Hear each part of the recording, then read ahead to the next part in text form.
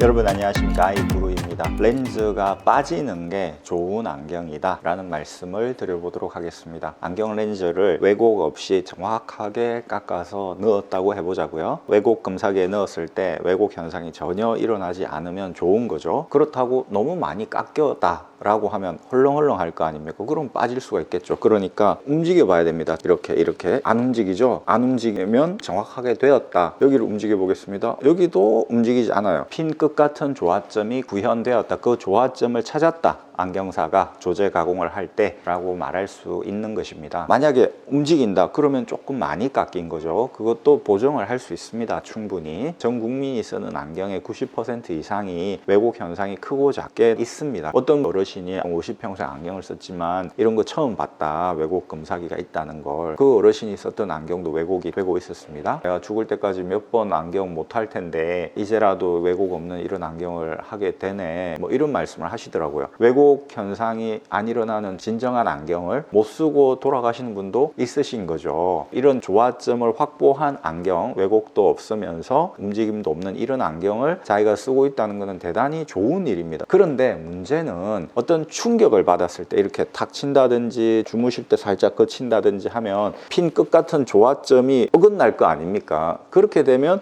알이 빠지게 되겠죠. 알이 빠지는 게 정상이겠죠. 핀 끝 같은 조화점이 구현되고 있는데 충격이 가해졌어요. 그러면 어긋나면서 빠져야 되는 것이지 않습니까? 그런데 그때 알이 빠졌다. 그전에는 안 빠졌는데 이게 무슨 일이지? 왜 빠졌지? 이 정도 충격도 견딜 수 없으면은 이게 안경인가? 이런 식으로 생각을 해버린다는 것이죠. 빠져야 정상입니다. 평상시에 움직여 봤을 때 움직인다면 그것은 렌즈가 많이 깎인 것이다. 그것은 문제가 있는 것이다 라는 것입니다. 그런데 평상시 움직임이 없어요. 아무리 해도 떨어지지 않아요. 이렇게 해도 움직이지 않는다. 그런 상황인데 충격을 받았을 때는 알이 빠져야 된다는 것이죠. 구분이 되어야 된다는 것입니다. 빠지지 말라고 본드를 발라버릴 겁니까? 그러면 안 빠지겠죠. 본드를 바르면 되겠습니까? 이 태가 마음에 들어서 알만 교체를 하려고 할 때 그렇게 할 수 없을 거 아닙니까? 알만 분리가 안 되니까. 어떻게든 알을 제거했다 하더라도 본드에 잔여물이 남아있겠죠. 물론 그걸 토치를 가지고 없앨 수 있습니다. 그런데 열을 가하면 어떻게 되죠? 메탈 부분이, 플라스틱은 당연히 못하는 것이고 메탈은 열을 가해서 없앨 수는 있습니다만 컬러가 문제가 생기겠죠. 이 도금된 부분이. 본드를 바르는 그런 것은 말하자면 조화를 만들어 버리는 것이고, 우리가 추구하는 것은 생화여야 될 거 아닙니까? 생화를 추구하는 상황에서는 본드 없이 정확하게 이 안경테가 렌즈를 물게 해줘야 되는데 너무 꽉 물리면 왜곡 현상이 일어난다는 것이죠. 안경인들이 하나만 알고 둘은 모르는 거죠. 안 빠지는 게 좋은 거다라는 생각만 하면 안경사들도 거기에 따라가야 되기 때문에 클레임이 제기되면 안 되니까. 그리고 클레임이 제기되면 그나마 다행인데 클레임 제기하지도 않고 아유 알이 빠졌네, 그 안경은 하고 나하고는 안 맞나 보다, 다른 데로 가봐야 되겠다 하고 가버린단 말입니다. 그러니까 그냥 왜곡 현상이 일어나더라도 안 빠지게 만든다 이 말이죠. 왜곡 현상이 일어나면 압력이 가해지기 때문에 코팅 같은 게 수명이 짧아집니다. 조금만 써도 균열이 가버린다든지 이렇게 된다는 것이죠. 충격을 안 받으면 절대 빠질 리가 없습니다. 그런데 충격을 안 받을 수 있나요? 이걸 쓰는데, 이걸 사용을 하는데, 썼다 벗었다 하는데 어려운 환경 속에 처해 있다 이겁니다. 이 안경이라는 게. 그렇기 때문에 충격을 안 받을 수 없다. 충격을 받으면 조화점이 어긋나니까 빠질 수밖에 없다. 빠지면 그때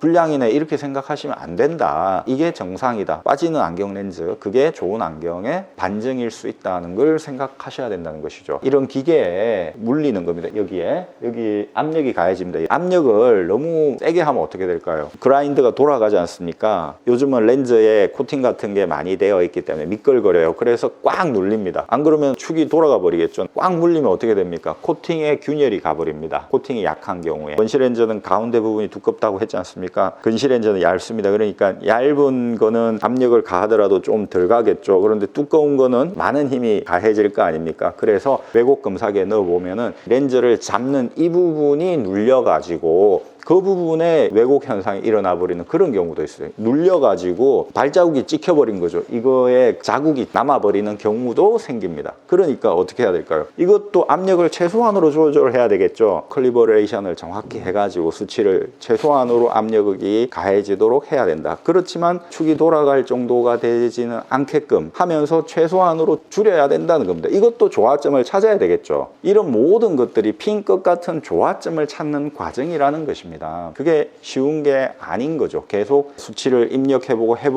이런 자국이 생기네. 그러면 줄이고 그런데 돌아가 버려. 안 되겠다. 더 이상 줄이면 안 되겠다. 이런 걸 찾아야 된다는 것입니다. 마찬가지로 빠지지 않는 안경 렌즈를 만들지만 그 정도로 깎지만 왜곡 현상이 일어나지 않는 그 조화점을 찾는 것이죠. 그런 조화점을 찾아서 확보를 했다면 여러분들도 아주 조심스럽게 사용을 해주셔야 된다는 겁니다. 핀 끝 같은 조화점을 놓치면 안 된다. 우리가 만드는 사람들도 그렇지만 쓰는 사람들도 그렇다라는 것입니다. 인식을 정확히 해주셔야죠. 안경 렌즈 빠지는 것, 그것이 좋은 안경의 반증일 수 있다는 것, 그 점을 꼭 기억해 주시기 바랍니다. 여러분 감사합니다. 아이구루였습니다. 또 찾아뵙겠습니다.